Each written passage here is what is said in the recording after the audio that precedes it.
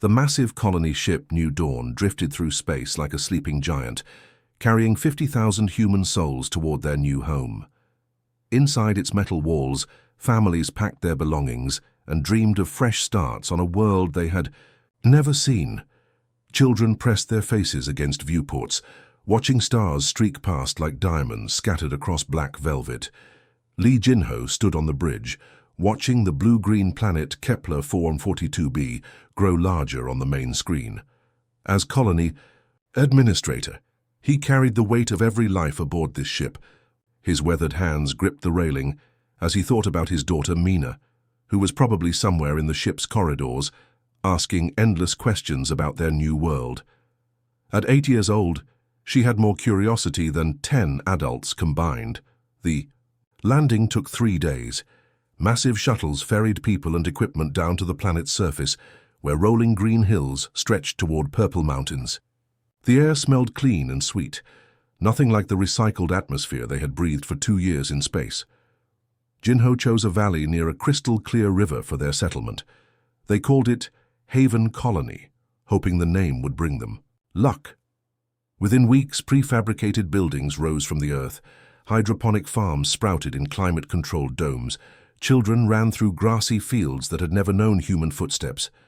Mina was always at the front of these expeditions, her dark hair flying behind her as she chased after butterflies that looked like tiny rainbows. Every morning, she would wake before dawn and slip out of their small house while her father was still sleeping. The hills called to her with their mysterious shadows and hidden secrets. She discovered streams where fish with silver scales darted between smooth rocks. She found trees that hummed soft melodies when the wind touched their leaves. Each day brought new wonders that made her heart race with excitement. Far across the galaxy, ancient beings watched humanity's expansion with growing alarm. The Vorthan Empire had ruled among the stars for over 2,000 years, longer than human civilization had existed. 12 different alien species bowed to their authority, from the insect-like Creech to the energy beings of Nexus Prime. Their ships patrolled trade routes that connected thousands of worlds, collecting tribute and maintaining order through fear. Emperor Vexitar received the reports about human colonies with cold fury. These newcomers had appeared seemingly from nowhere, spreading across systems the Empire considered their exclusive domain. Worse, they showed no respect for established boundaries or ancient claims. They simply landed on empty worlds and began building, as if the galaxy belonged to them. The War Council met in a chamber carved from a single black crystal, where 12 different voices spoke in unison about the human problem. Some wanted immediate military action, others suggested diplomatic warnings, but High Commander Thexvol, a being whose crystalline body pulsed with angry red light, advocated for something more surgical. "Kill their hope," he declared, his voice resonating like breaking glass. "Show them that even their children are not safe in our domain." Meanwhile, Mina's adventures had led her deeper into the hills than ever before. She discovered a cave entrance hidden behind a waterfall where rainbow light danced on wet stone walls. Inside, crystalline formations grew from floor to ceiling like frozen lightning. But these were not ordinary crystals. They hummed with power that made her teeth tingle and her hair stand on end. Ancient symbols covered the cave walls, glowing faintly in response to her presence. When she touched one of the larger crystal formations, holographic displays flickered to life, showing star maps and equations that would have made human scientists weep with joy. This was technology from a civilization that had vanished long before humans learned to make fire, devices that could bend space and time like clay in a child's hands. Mina spent hours in the cave, sketching the symbols in her notebook and trying to understand their meaning. She had no idea that Vorthan surveillance drones had detected the energy signatures of the awakening technology. She did not know that her innocent discovery had triggered alerts across their vast intelligence network. Within days, facial recognition software had identified her. Background checks revealed her father's position in the colony. Risk assessments calculated the psychological impact of her death on human morale. The order came down through official channels with bureaucratic coldness. Eliminate the human child called Lee Mina. Three Vorthan operatives received the assignment with professional detachment. They had killed before many times, always in service to the Empire's greater glory. One human child would be simple work, hardly worth remembering. They prepared their weapons and planned their approach, viewing their target as nothing more than a problem to be solved. None of them understood that they were about to trigger the deadliest war in galactic history. The Harvest Moon Festival had turned Haven Colony into a celebration of life and hope. Colorful lanterns hung between buildings, casting warm light over families sharing meals at long wooden tables. Children ran between the adults, their laughter mixing with traditional music that reminded everyone of the Earth they had left behind. The smell of grilled food and fresh bread filled the evening air. Mina sat on her father's shoulders, clapping her hands as dancers spun in the central square. Her mother walked beside them, pointing out constellations in the alien sky above. None of them noticed the three shadows moving through the hills beyond the settlement, or the way certain colonists had quietly positioned themselves at key locations around the festival. Park Dong-hyun stood near the security station, his trained eyes scanning the crowd. As Mina's uncle and the colony's security chief, he had learned to read danger in the smallest details. Something felt wrong tonight, though he could not put his finger on what it was. The way certain birds had gone silent, the unusual readings on the perimeter sensors. His instincts, sharpened by years of military service, whispered warnings that made his hand drift toward the weapon at his side. The first sign of trouble came as a flicker of distorted air near the children's playground. Dong-hyun's enhanced vision, a gift from his days in Earth Special Forces, caught the shimmer of advanced camouflage technology. He keyed his communication device with practiced calm, sending coded alerts to specific colonists scattered throughout. The festival Kim Soo-young received the signal while treating a child's scraped knee. The colony's chief medic had sewn up wounds under enemy fire during the Martian border wars, and her hands never shook when lives were at stake. She smoothly transitioned from medical care to emergency coordinator, activating evacuation protocols that most colonists did not even know existed. "Family game time," she announced cheerfully, herding children toward the community center with games and stories. Parents followed, thinking this was part of the festival entertainment. Only a few noticed how certain adults remained behind, moving with the fluid precision of people who had done this kind of work before. Choi Min-seok emerged from the shadows near the power station, no longer the quiet hydroponics engineer most colonists knew him as. His special forces training came flooding back as he coordinated defensive positions through silent hand signals. The farming equipment and construction tools scattered around the colony suddenly looked different in his tactical mind, transformed into weapons and cover points. The three Vorthan operatives materialized from their cloaking fields like nightmares given form. Their insectoid bodies moved with predatory grace, compound eyes scanning for their target. Advanced weapons hummed with lethal energy as they advanced toward the festival, expecting to find helpless civilians cowering in terror. Instead, they walked into a carefully orchestrated ambush. The first operative never saw the mining charge that Min-seok had rigged beneath the main path. The explosion lit up the night, throwing the alien assassin 20 meters backward into a construction barrier that had not been there by accident. The second operative found himself caught in crossfire from colonists who moved and shot like soldiers, because that was exactly what they were. The battle that followed shattered the peaceful evening into chaos and violence.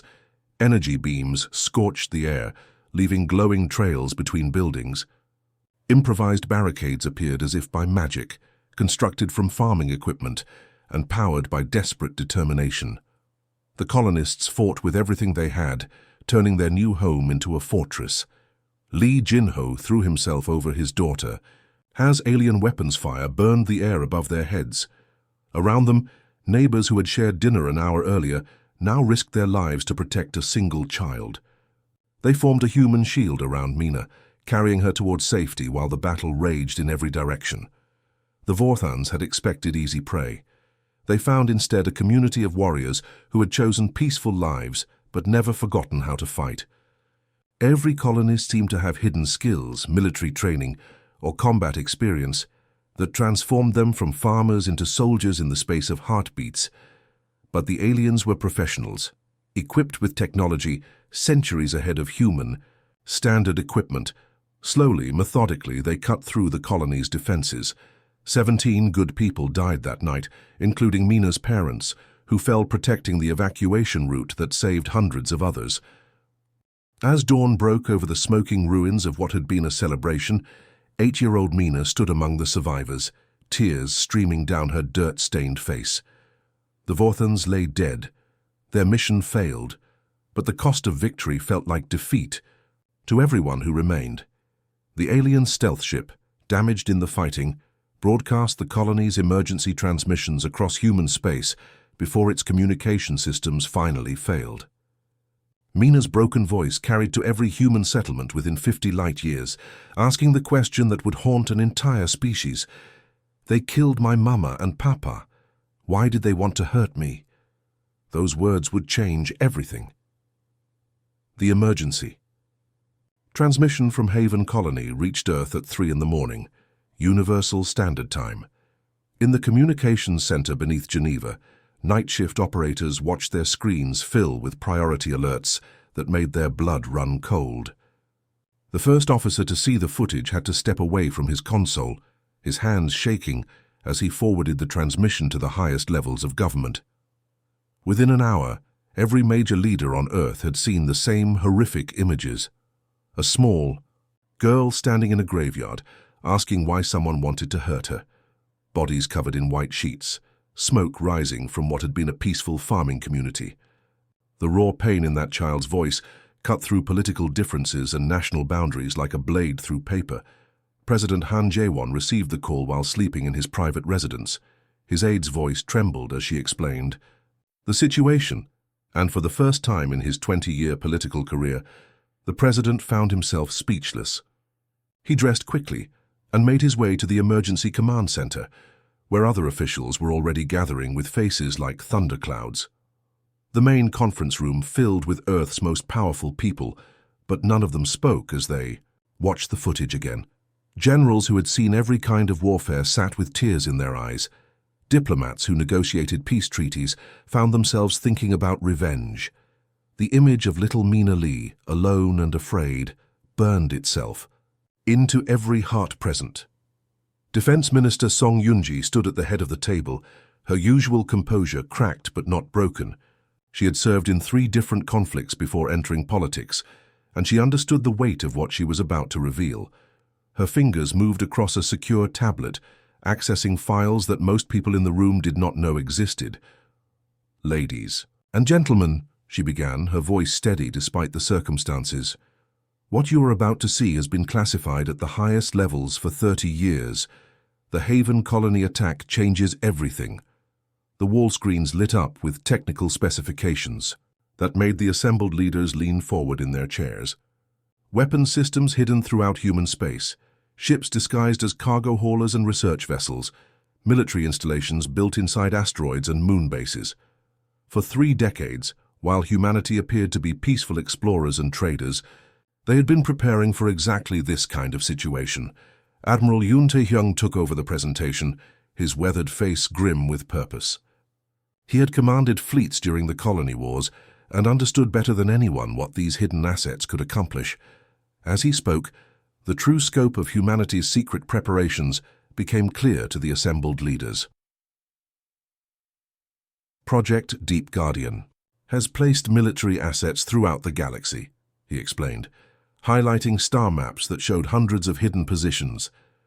Every human colony, every trade route, every diplomatic mission has been supported by concealed defensive capabilities. We told ourselves this was just insurance, preparation for a threat that might never come. The room fell silent as the implications sank in. Humanity had not been as naive as they appeared. Behind the farmers and scientists, the merchants and diplomats, a vast military machine had been waiting in the shadows. President Han called for a vote that everyone knew was just a formality. The decision had been made the moment they saw that little girl crying over her parents' graves. The response was unanimous, without a single dissenting voice. Operation Righteous Fury began immediately. Across human space, ordinary people received coded messages that activated protocols they had trained for but hoped never to use. The merchant captain running supplies to frontier colonies opened a sealed compartment in her ship and found military-grade weapons. The mining engineer on a remote asteroid station entered a hidden command code and watched as defensive turrets emerged from concealed positions. Communications arrays that had been broadcasting entertainment and news suddenly switched to military frequencies. Cargo ships revealed weapon systems that had been disguised as industrial equipment. Research stations became command centers, coordinating movements across dozens of star systems. The Territorial Defense Force Retribution Fleet powered up for the first time since its construction. These were not the patrol ships that most people knew about, but vessels built for one specific purpose: total warfare. Their captains had trained for this moment their entire careers, and now that moment had finally arrived. When Vorthan diplomats realized what they had triggered, they reached out through established channels with offers of compensation and apologies. They promised to punish those responsible, to pay reparations, to negotiate new treaties that would prevent future incidents. Ambassador Kang Jiwoo received their messages in a secure facility beneath Seoul. She had spent 15 years building relationships with alien species, working to establish humanity as a trusted partner in galactic affairs. All of that careful diplomacy crumbled as she thought about a scared little girl asking why someone wanted to hurt her. Her response went out on every diplomatic frequency, broadcast to every alien government within 100 light years. The words were simple, delivered in the calm tone of someone who had already made peace with what came next. You declared war on our children. Now, face the consequences. The Vorthan Empire suddenly found themselves dealing with a humanity they had never imagined could exist. The peaceful traders and friendly diplomats were gone, replaced by something far more dangerous.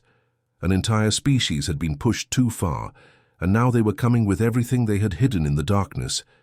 Between stars. Admiral Koreth of the Vorthan Third Fleet was reviewing patrol schedules when his ships began disappearing. The first to vanish was the destroyer, Void Talon, patrolling the outer rim of the Zeta Reticuli system. One moment it appeared on sensors as a steady green dot. The next moment the screen showed empty space. Koreth assumed equipment failure and ordered a communications check. When that failed, he sent 2 more ships to investigate. They arrived at the last known coordinates and found nothing. No wreckage, no energy signatures. No trace that a military vessel had ever existed in that location. The patrol ships reported their findings, and then they too disappeared from sensors, their final transmissions cutting off mid-sentence. Within 12 hours, 7 more Vorthan ships had simply ceased to exist. They vanished from different star systems, at different times with no pattern that military analysts could identify.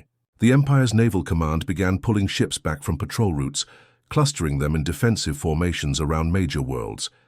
But even ships traveling in groups started disappearing, sometimes one at a time, sometimes entire squadrons, at once. The human forces responsible for these vanishings moved like ghosts through the void. Admiral Park Hyunwoo commanded the operation from the bridge of the TDF Nemesis, a ship that existed in official records only as a series of budget line items and construction materials that had supposedly been lost in accidents.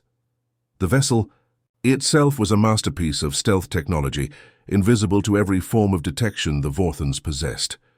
"Target acquired," reported his tactical officer, highlighting another Vorthan patrol on the main display. "Cruiser class, minimal escort, following standard trade route protocols." Park nodded silently. His ships had been hunting for 3 days now, picking off enemy vessels with methodical precision. Each attack taught them more about Vorthan capabilities, and each lesson proved the same thing. The Empire's technology was centuries behind what humanity had secretly developed. Captain Lim Seongjun launched from the Nemesis, in a fighter that defied every law of physics the Vorthans understood. His aircraft could phase in and out of normal space, slipping through solid matter like it was empty air. He approached the enemy cruiser by flying directly through an asteroid, emerging inside their defensive perimeter where their sensors could not track him. The attack lasted 30 seconds. Lim's weapons, designed specifically for this kind of warfare, disrupted the molecular bonds holding the enemy ship together. The Vorthan cruiser simply came apart at the atomic level, its crew never realizing they were under attack until the moment they ceased to exist. Meanwhile, across the Empire's territory, communication networks that had operated reliably for centuries began experiencing mysterious failures. Relay stations went offline without warning, data streams corrupted themselves, military frequencies filled with static that seemed to move with intelligence, jamming important transmissions while letting trivial messages through. The Vorthans did not realize that every piece of communications equipment they had purchased from human traders over the past decade contained hidden backdoors. Commander Odahyun operated these systems from a command center built inside a hollowed-out asteroid, her fingers dancing across controls that gave her access to the Empire's most sensitive military networks. She watched Vorthan commanders trying to coordinate their defenses, their messages fragmenting as her systems intercepted and scrambled them. Supply convoys received orders to report to empty star systems. Defense fleets found themselves chasing phantom signals that led them away from the worlds they were supposed to protect. "They're starting to figure it out," her communications officer reported, monitoring Vorthan military channels. "Some of their commanders are switching to hardwired systems and courier ships." Ho smiled grimly. "Then we moved to Phase 2. The next wave of attacks targeted the Empire's infrastructure directly. Human forces that had been hiding in plain sight for years suddenly revealed their true capabilities. A mining operation on Vorthan Prime's third moon turned out to be a weapons platform that could crack planets like eggs. Trading posts throughout the Empire activated hidden weapon systems that had been disguised as commercial equipment. The 12 species that made up the Vorthan Empire began to understand the scope of their mistake as their worlds came under attack. The insectoid creature found their hive ships being torn apart by weapons that seemed to phase in and out of reality. The energy beings of Nexus Prime discovered that human technology could disrupt their very existence, forcing them back into physical forms that could be destroyed. Each species had joined the Empire, believing they were allying with the galaxy's strongest military force. Now they watched in horror as their fleets were systematically eliminated by an enemy they had dismissed as primitive farmers and traders. The humans struck with surgical precision, targeting military assets while leaving civilian populations untouched. But the message was clear. Resistance was futile. One by one, the Empire's member species began sending surrender signals.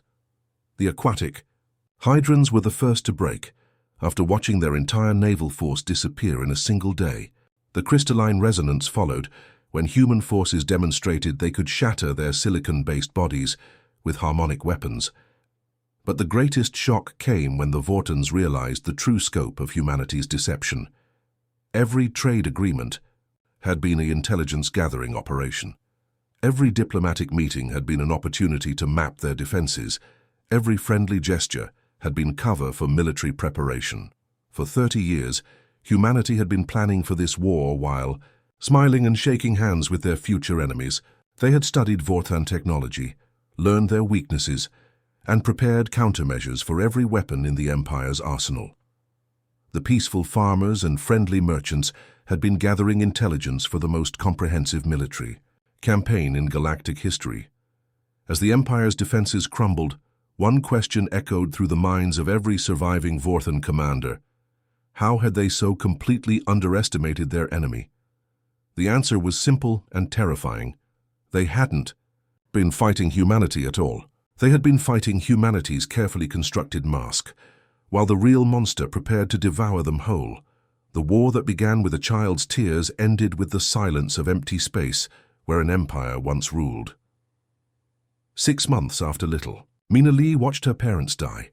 The Vorthan Empire had been erased from existence with surgical precision that terrified every remaining civilization in the galaxy. The surrender ceremonies took place on neutral worlds, far from the devastation that human forces had methodically carved through enemy territory. Representatives from 11 different species knelt before human military tribunals, their proud civilizations reduced to begging for mercy they were not sure they deserved. The aquatic hydrons came first, their biosuits leaking tears that mixed with the water they needed to survive. Their fleet commander, a being whose ancestors had conquered star systems before humans learned to make fire, spoke in broken standard as he formally dissolved their military forces. "We surrender all weapons, all ships, all claims to military action," he whispered, his voice carrying the weight of 1,000 years of tradition being abandoned in a single moment. "We place ourselves under human protection and beg forgiveness for our alliance with those who would harm children."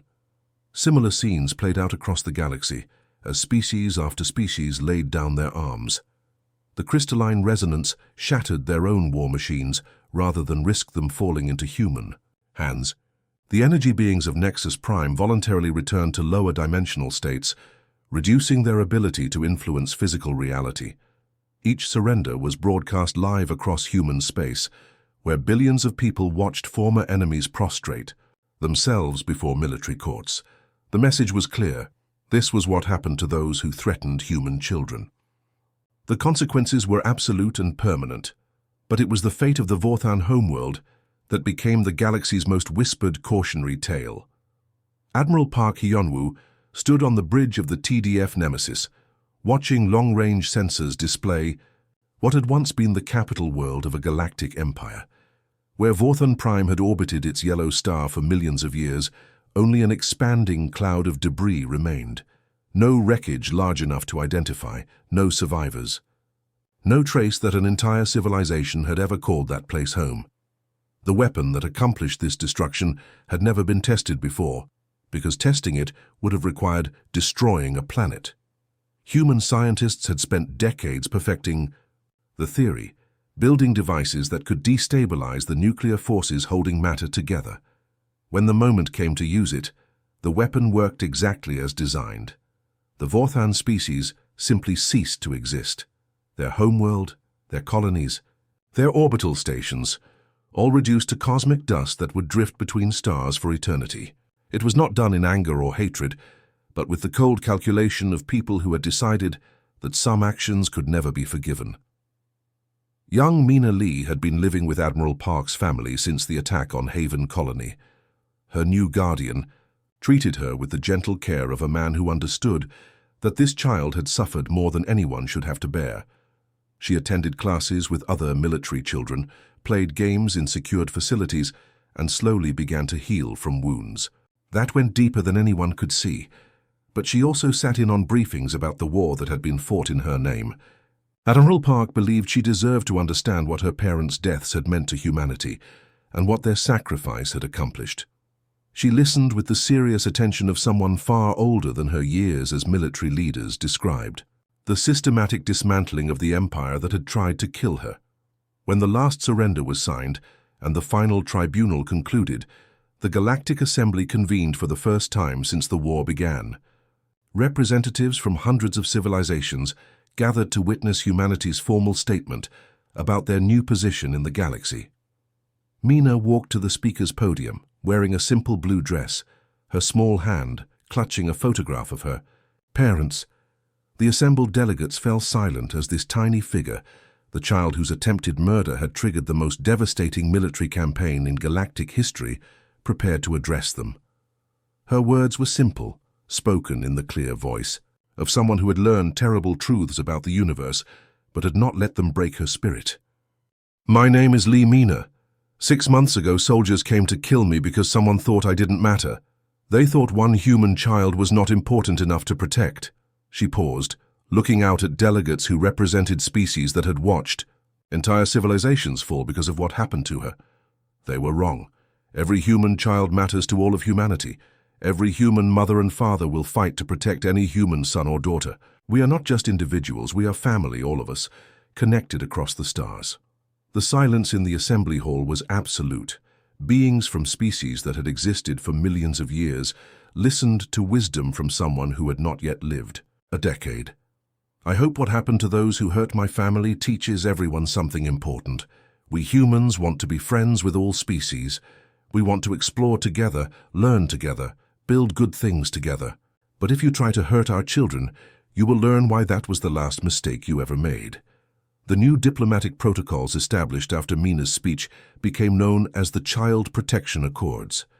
Every species that wanted to maintain peaceful relations with humanity, agreed to specific language protecting human young people throughout the galaxy. The agreements were written in simple terms that left no room for misunderstanding. Trade resumed. Exploration continued. Scientific. Cooperation flourished between species that had learned to respect humanity's dual nature. Behind every friendly human diplomat, every helpful human trader, every curious human scientist, the galaxy's civilizations now understood there waited the most terrible military force ever assembled. Some lessons, as the empty space where Vorthan, Prime once orbited, proved, could only be learned once. Mina grew up to become a teacher, working with children from dozens of different species.